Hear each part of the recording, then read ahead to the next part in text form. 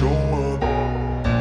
I don't ever slow up, no I don't take shit. I got no love for the fakeness. If you wanna play tough and wanna hate this, I'll always show up and make a statement. I don't ever slow up, no I don't take shit. I got no love. नमस्कार मित्रांनो, मी साई घरत. Actually मला खूप जणांनी सांगितलं होतं की vlog बनवायला सुद्धा सुरुवात कर. सो हा आपला तिसरा व्लॉग असणार आहे. ह्याच्या अगोदर आपण 2 व्लॉग बनवलेले आहेत, परंतु एडिटिंगला टाईम नसल्यामुळे ते व्लॉग मी तुमच्यासोबत शेअर नाही केले. त्याच्यातला पहिला जो व्लॉग आहे तो खूप इंटरेस्टिंग असणार आहे, कारण की तो गोव्याचा व्लॉग आहे. आणि आता आपण चाललो एका ठिकाणी. माझा मित्र आहे सौरभ पाटील, हा बघा माझा मित्र. तो मला एका ठिकाणी घेऊन चालेल. तुम्हाला कल्पना आलीच असेल की आम्ही कुठे चाललो होते. मागच्या व्हिडिओ बघून तुम्हाला कल्पना आली असेल. सो ह्या मागचं रिझन असं आहे की आम्ही चाललो सातपाटीला. हा दरवर्षी तिकडे जातो, तो कार्यक्रम बघतो. तिकडे त्याने व्हिडिओसुद्धा काढला आहे. जवळजवळ 1000 वेळा तो व्हिडिओ बघितला असेल. मला 10 दिवसापासून मागचं सांगतो आहे, व्हिडिओ दाखवतो आहे की आपल्याला जायचं आहे, तिकडे जायचं आहे. सो मी पण विचार केला, चला मित्र एवढा सांगतोय तर आपण जाऊयात. का तर त्याला तिकडची एक मुलगी आवडली आणि त्याला आज बघायचं आहे असं तुम्हाला वाटत असेल, परंतु असं नाही आहे. ॲक्च्युली तिकडचं जे कल्चर आहे ते खूप सुंदर आहे. तिकडची जी माणसं आहेत ती सगळेजण एकत्र एवढा मोठा सण आनंदाने साजरा करतात. तो बघायची मलासुद्धा उत्सुकता लागली आणि आम्हीसुद्धा तुमच्यासोबत ते क्षण शेअर करू इच्छितो. सो तुम्ही आमच्यासोबत कंटिन्यू राहा. आम्ही जातो आता सातपाटीला. चलो. आमचं सुंदर असं निसर्गरम्य सफारी.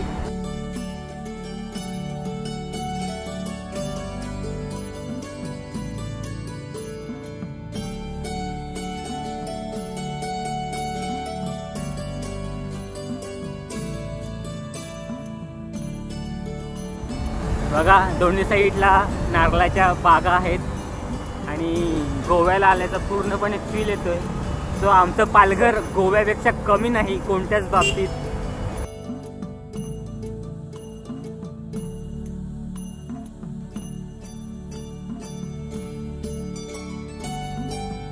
हे झाड बघू शकता, इथेच मुंजाची शूटिंग झाली होती. तेच हे ठिकाण.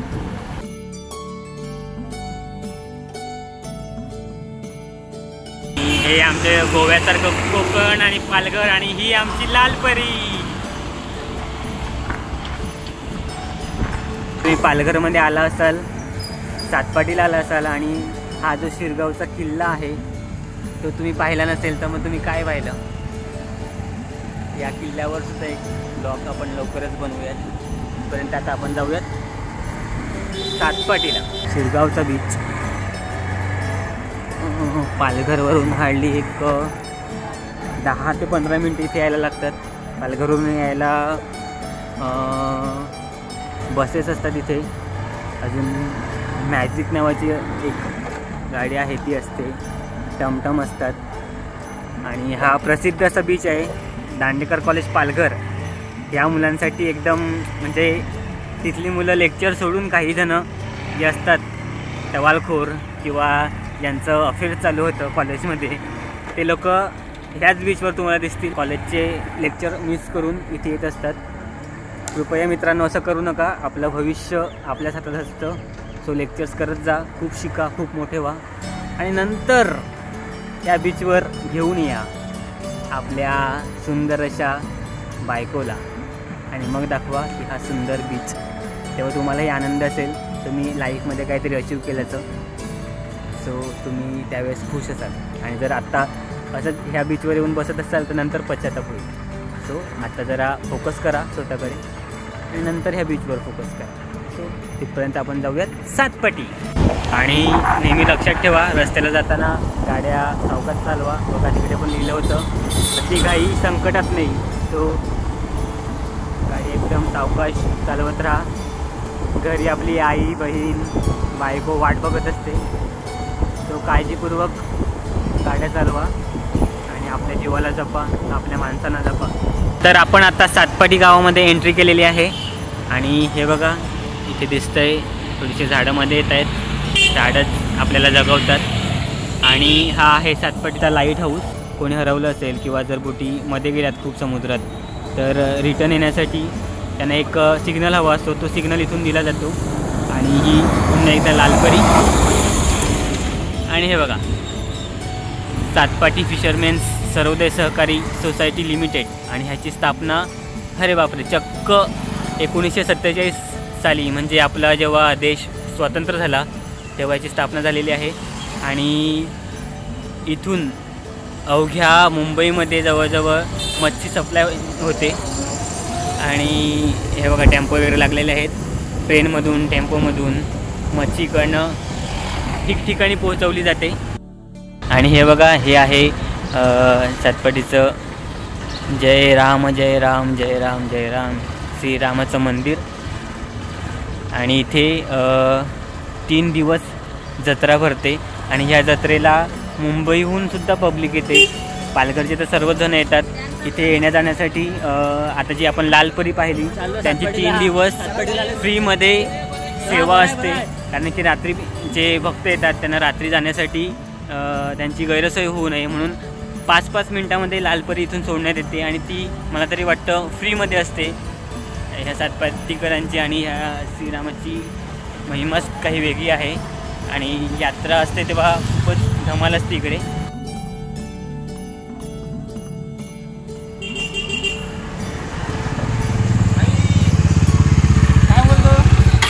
मजेत काय बोलतो? कसा आहेस? मस्त आहे. कधी आला?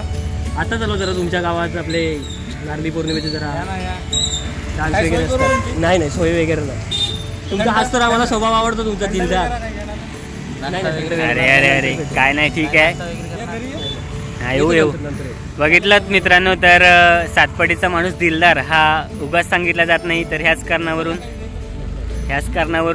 सातपाटीचा माणूस हा दिलदार असं सांगितलं जातं आहे. सो आपण कंटिन्यू करूयात. चला बीचवर.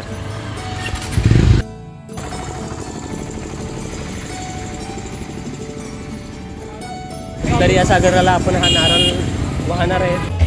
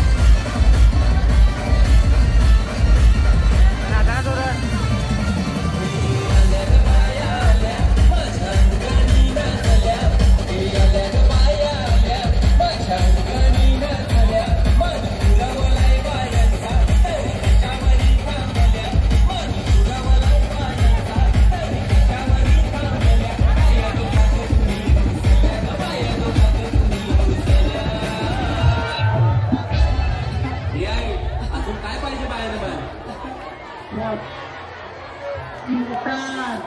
ये मोठा हिचे नाव माझ्या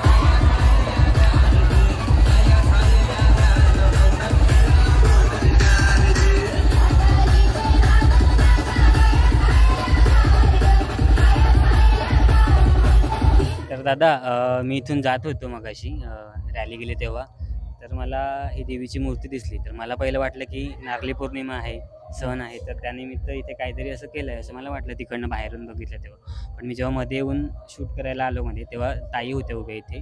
त्यांनी विचारलं, म्हटलं कसली मूर्ती आहे? तर मला त्यांनी म्हणाले ते की होळीची देवी आहे आमची. असं तर नेमकं म्हणजे काय आहे, काय तुमची संस्कृती किंवा इथलं या देवीचं इथलं स्थान काय आहे? तुम्ही 2 शब्दात मला सांगा. हे आहे ना, मूर्तीचं स्थान म्हणजे आम्ही 15 दिवस शिमग्याचा सण साजरा करत असतो.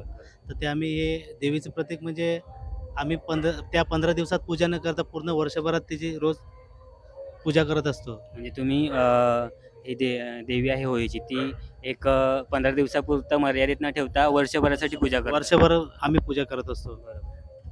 अजून तुम्हाला काय वाटतं, काय ती मत? होळी आम्ही साजरा केले ना, तेव्हापासून आम्ही ह्या मूर्तीची स्थापना केली. अच्छा, म्हणजे किती वर्ष झाली स्थापना करून? 16 वर्ष झाली. 16 वर्ष झाली. 2008 आमच्या होळी. अच्छा, तेव्हापासून या मूर्तीची आम्ही स्थापना केली. ओके. तसंच आम्ही हिची तयारी म्हणजे आंघोळ मंगळवार गुरुवार तिच्या साड्या वगैरे बदलतो, आंघोळ अच्छा. पण. तिची पूजा करतो आणि कोणता सण आला जसं नवरात्र वगैरे तिची सजावट पूर्ण करतो. बरोबर तिची मानपान पूर्ण करत असतो. बरोबर. हा, आणि म्हणजे जर प्रत्येक देवीचा देवीला काही कमी झालं ना तर हा. ती कोणाच्या तरी स्वप्नात जाते आणि अच्छा. सांगते. अरे अशी बापरे. ती जागृत आहे. हां, जागृत आहे देवी म्हणजे अच्छा. असं. वार असला तरी ते पायांचा आवाज येते, झांजरांचा आवाज येते. छम छम. कोणाला दिसते पण समोर आई आहे त्यांना दिसते, म्हणजे सर्वांनाच दिसते की कोणाला तरी? सर्वांना नाही कोणाला नाही. पण कोणाला कधी ज्यांच्या दिसेल नशिबात बरोबर. असेल ना हां, त्यांना त्यांनाच तरी दिसते. देते. अच्छा, त्यांनाच दर्शन देते. हा. बरोबर. अजून काय म्हणाल? आम्हाला वाटते का आम्हाला ही जागृत देवी आहे, आम्हाला बरोबर. आणि मी असं ऐकलं की नवसाला पण पावते. नवसाला पावणारे आहे. पावसाळा पावणार आहे देवी. आणि आमच्या जेव्हा कोळी लोकांना सांगितलं ना हां. तर नवसाला पावणारे आहे. कोळी लोकांना नवसाला पावते बोटी तुमच्या इथले. सोडतील तरी नारळ आणून ठेवतात इकडे. म्हणजे पहिल्यांदा बोटी सोडायची असेल तर पहिले इथे तिला येऊन मान- पूजा तिला करतात, मान. तिला मान देतात. बरोबर. तिला मान पहिला द्यावाच लागतो, नाहीतर हा. मग सांगेल तिला म्हणजे मान द्यावाच लागतो का बोटी सोडायचं आहे, कोणाकडे लग्नाचं कार्य आहे, बरोबर. बायाचं पूजन करणार आहे, बरोबर. काही पण तर तिला मान पहिला मान द्यायला लागतो. बरोबर. नाहीतर ती येऊन सांगते का तुम्ही मला विसरले. अच्छा, हा, ही जसं म्हणाली स्वप्नात हो, येऊन तसं सांगते. जागृत, हा. बरोबर. समजा माझ्या हिच्या अंगावर घरी काटा लग्न- आला हे सगळं ऐकून. हिच्या घरी लग्नाला तरी हिने हा. साडी वगैरे सर्व दिल्या पाहिजे. बरोबर. माझ्याकडे असला तरी मी पण दिल्या पाहिजे, असं आहे ते की देवीचं. ज्यांच्या कोणाकडे कार्य असेल त्यांनी आम्ही मानपान निस्तीन करत दिल्या असतो. पाहिजे. बरोबर. आणि ज्यावेळी तिचा सण साजरा करायची वेळ येते, शिमगा येतो, हम्म. त्यावेळी आम्ही सर्व तयारी करून वगैरे तिला घ्यायला स्टॉप वर जातो. अच्छा, म्हणजे तुम्ही वाजत स्टॉपवर गाजत, तिकडनं हा. वाजत गाजत तिकडे हा, आणता. हो, एक साईड कलर होळी साडी घालतो. वेशभूषा करून त्यांच्या आगमनाची तयारी करत असतो. बरोबर. आणि होळीच्या दिवशी हे पूर्ण सगळं भरलेलं असते, पूर्ण ते गाव जे- एकत्र खूप येतो. गर्दी असते. सगळं आणि सातपाटीचे बाहेरची माणसं पण इथे नाचायला येतात. हा ना. खूप आणि खूप सातपाटी धमाल तर असते. पूर्णच तिकडे. हो. पूर्ण एकत्र असतो. सातपाडी सगळं पब्लिक आणि बाहेरची पब्लिक पण इकडे दिसतं. सर्व इकडे नाही, मी तर बोईसर मी- वगैरे सर्व इथे. बोईसर, विरार, बरोबर. मी म्हणजे ऐकलंय की सातपाटीची यात्रा पण खूप जोरात असते. हो. आणि इथे आता हे रामनवमी. बरोबर.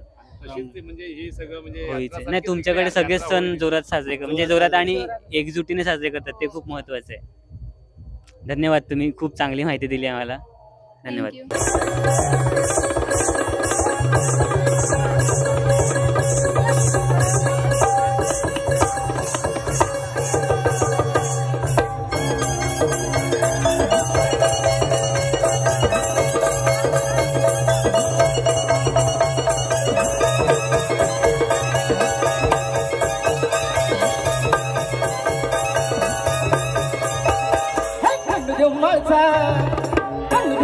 Thank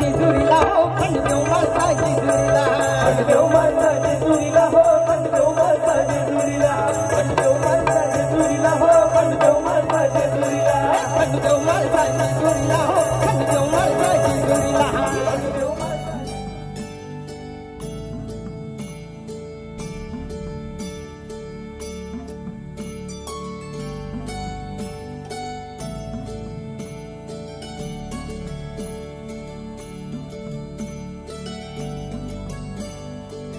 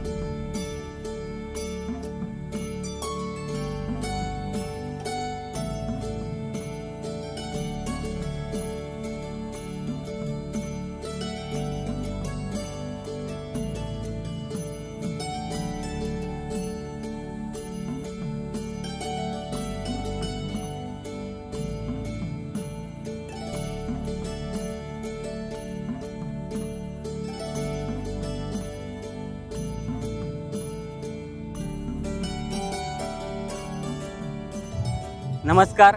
आपण पाहिलं आपण व्लॉगच्या शेवटच्या टप्प्यात येऊन पोहोचलोय आणि हे जे सगळे कलाकार आपल्यासोबत आहेत, तर मी तुम्हाला असं विचारू इच्छितोय की हा जो कार्यक्रम आहे तो तुम्ही खूप मोठ्या उत्साहात साजरा करतात, तर त्यामागची तुमची भावना काय आहे किंवा तुम्ही कधीपासून तयारी करता, सगळं जे काही तुम्हाला वाटतं ते तुम्ही जरा सांगा मला.